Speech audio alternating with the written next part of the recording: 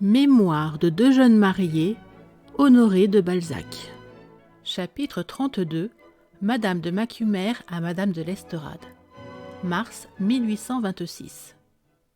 Comment, ma chérie, voilà plus de 3 mois que je ne t'ai écrit et que je n'ai reçu de lettre de toi. Je suis la plus coupable des deux. Je ne t'ai pas répondu. Mais tu n'es pas susceptible, que je sache.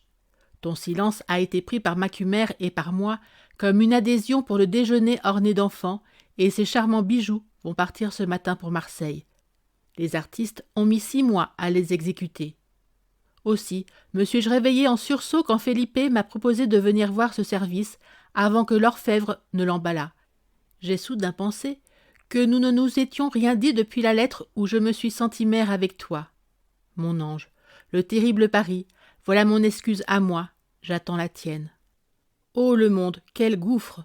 Ne t'ai-je pas dit déjà que l'on ne pouvait être que parisienne à Paris? Le monde y brise tous les sentiments, il vous prend toutes vos heures, il vous dévorerait le cœur si l'on y faisait attention. Quel étonnant chef-d'œuvre que cette création de Célimène dans le Misanthrope de Molière. C'est la femme du monde du temps de Louis XIV, comme celle de notre temps, enfin la femme du monde de toutes les époques. Où en serais-je sans mon égide, sans mon amour pour Felipe? Aussi lui ai-je dit ce matin, en faisant ces réflexions, qu'il était mon sauveur. Si mes soirées sont remplies par les fêtes, par les bals, par les concerts et les spectacles, je retrouve au retour les joies de l'amour et ces folies qui m'épanouissent le cœur, qui en effacent les morsures du monde. Je n'ai dîné chez moi que les jours où nous avons eu les gens qu'on appelle des amis, et je n'y suis restée que pour mes jours. J'ai mon jour, le mercredi, où je reçois. Je suis entrée en lutte avec mesdames d'Espard et de Maufrigneuse, avec la vieille duchesse de Lenoncourt. Ma maison passe pour être amusante. Je me suis laissé mettre à la mode en voyant mon Felipe heureux de mes succès. Je lui donne les matinées, car depuis 4 heures jusqu'à 2 heures du matin, j'appartiens à Paris. Macumer est un admirable maître de maison. Il est si spirituel et si grave, si vraiment grand et d'une grâce si parfaite, qu'il se ferait aimer d'une femme qui l'aurait épousé d'abord par convenance. Mon père et ma mère sont partis pour Madrid. Louis XVIII mort, la duchesse a facilement obtenu de notre bon Charles X la nomination de son charmant Saint-Hérine, qu'elle amène en qualité de second secrétaire d'ambassade. Mon frère, le duc de Rhétoré, daigne me regarder comme une supériorité. Quant au marquis de Chaulieu, ce militaire de fantaisie me doit une éternelle reconnaissance. Ma fortune a été employée avant le départ de mon père à lui constituer en terre un majorat de 40 000 francs de rente, et son mariage avec mademoiselle de Morsauf, une héritière de Touraine, est tout à fait arrangé. Le roi, pour ne pas laisser s'éteindre le nom et les titres de la maison de Lenoncourt, va autoriser par une ordonnance mon frère à succéder aux noms, titres et armes des Lenoncourt-Givry. Mademoiselle de Morsauf, petite-fille et unique héritière du duc de Lenoncourt-Givry, réunira, dit-on, plus de 100 000 livres de rente. Mon père a seulement demandé que les armes des Chaulieu fussent en abîme sur celles des Lenoncourt. Ainsi mon frère sera duc de Lenoncourt. Le jeune de Morsauf, à qui toute cette fortune devait revenir, est au dernier degré de la maladie de poitrine. On attend sa mort de moment en moment. L'hiver prochain, après le deuil, le mariage aura lieu. J'aurai, dit-on pour belle-sœur, une charmante personne dans Madeleine de Morsauf. Ainsi, comme tu le vois, mon père avait raison dans son argumentation. Ce résultat m'a valu l'admiration de beaucoup de personnes, et mon mariage s'explique. Par affection pour ma grand-mère, le prince de Talleyrand prône Macumer, en sorte que notre succès est complet.